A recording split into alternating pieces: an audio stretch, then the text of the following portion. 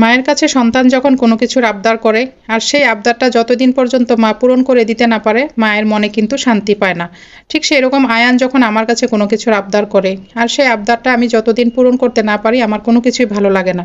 অনেক সময় পূরণ করে দিতে পারি, আবার অনেক সময় পূরণ করতে পারি না। আর কেন পূরণ করতে পারি না সেই জিনিসটাই আজকে আপনাদের সাথে শেয়ার করব।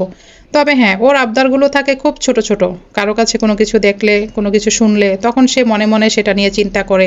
তখন এসে আমাকে বলে যে আম্মু আমাকে এই জিনিসটা কিনে দিতে হবে, বা এটা আমাকে কিনে দিবা, বা এই জিনিসটা আমার জন্য রান্না করবা, আমার খুব খেতে ইচ্ছে করতেছে। কিন্তু যখন আয়ানকে আমি বুঝিয়ে বলি যে বাবা এখন আমি এটা কিনে দিতে পারবো না, এখন আম্মুর হাতে টাকা নেই, পরে কিনে দিব, যখন টাকা হবে তখন তোমাকে সেটা আমি কিনে দিব বা সেটা রান্না করে খাওয়াবো। আয়ান সেটা বুঝে এবং তখন সে আমাকে বলে ঠিক আছে আম্মু, যখন তোমার হাতে টাকা হবে তখন আমাকে এই জিনিসটা এনে দিবা। তো এই জিনিসটাই আমার কাছে সবচেয়ে বেশি ভালো লাগে এবং আমার সবচেয়ে বেশি খারাপও লাগে। তখন আমার দু চোখে পানি চলে আসে এবং মন থেকে দোয়া করি যে হে আল্লাহ, আমার সন্তান আমার সমস্যাটা বুঝতে পারছে, এটাই বা কজনে বুঝে। আজকে আমার নিজের কোনো ইনকাম নেই বলে আমার সন্তানদের চাহিদাগুলো এবং আমার চাহিদাগুলো, আমার ইচ্ছেগুলো, স্বপ্নগুলো আমি কোনো কিছুই পূরণ করতে পারছি না। আর সেই জন্য হাজবেন্ডের কাছে টাকা চাইতে হয়, আর সেই টাকা দিয়ে সন্তানদের আবদার পূরণ করতে হয় এবং নিজের কোনো কিছু প্রয়োজন হলে সেটা করতে হয়। কিন্তু এটা আমার মোটেও পছন্দ নয়। আর পছন্দ নয় বলেই আমি এই ফেসবুক প্ল্যাটফর্মে এসেছিলাম কাজ করে নিজের একটা জায়গা তৈরি করার জন্য, নিজে কিছু টাকা ইনকাম করার জন্য। আর সেই ইনকামের টাকা দিয়ে সন্তানদের আবদার এবং নিজের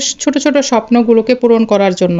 কিন্তু মনে হয় না সেটা পারবো, কারণ আজ থেকে 2 বছর হয়ে গেছে ফেসবুক প্ল্যাটফর্মে কাজ করতেছি, এখন পর্যন্ত পেজটাই ভাইরাল হয়নি। 1 টাকা তো ইনকাম হবে থাক দূরের কথা।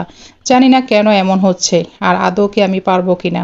দিনরাত পরিশ্রম করছি এই পেজের পিছনে, ভিডিও বানানো, ভিডিও এডিটিং করা, আবার ভয়েস তৈরি করা এবং টাইম করে ভিডিও ছাড়া।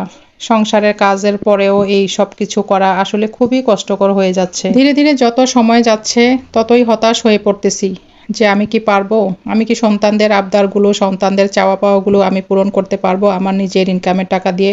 কাউকে কোনো কৈফিয়ত দিতে হবে না, কাউকে কোনো হিসাব দিতে হবে না, নিজের ইচ্ছে মতো খরচ করব, নিজের যখন যা খেতে মন চাবে খাবো, নিজের যখন যা পড়তে ইচ্ছে করবে পড়বো।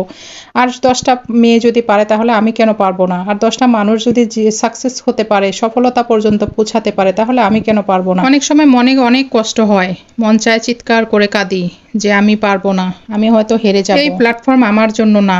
এরকম অনেক কথা, অনেক কিছুই মনে ওঠানামা করে, কিন্তু জানি না লাস্ট পর্যন্ত কি হবে।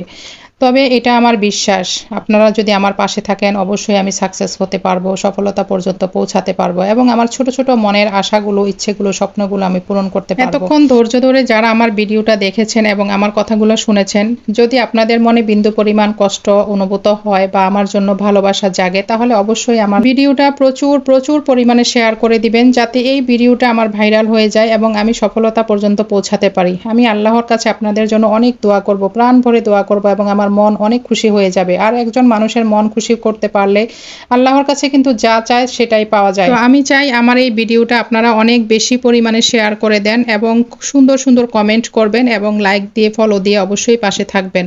তো আজকের এই যে বিরিয়ানিটা রান্না করছি, এটাও আমার ছেলের আবদার ছিল। অনেক দিন বিরিয়ানি রান্না করতে পারতেছি না বা রান্না করা হচ্ছে না, তো ছেলের আবদারে এটা আজকে রান্না করলাম ওর জন্য। তো কেমন হয়েছে অবশ্যই জানাবেন। আর ছেলে তো দেখে এবং খেয়ে অনেক খুশি এবং অনেক হ্যাপি হয়ে গেছে। তো এটাই আল্লাহর দরবারে শুকুর, আলহামদুলিল্লাহ। আমিও অনেক খুশি ওকে যে আমি এসে এই আবদারটা পূরণ করে দিতে পারছি। তো আজকে যারা আমার সম্পূর্ণ ভিডিও দেখছেন তাদেরকে অসংখ্য ধন্যবাদ। আজকের মতো আল্লাহ হাফেজ।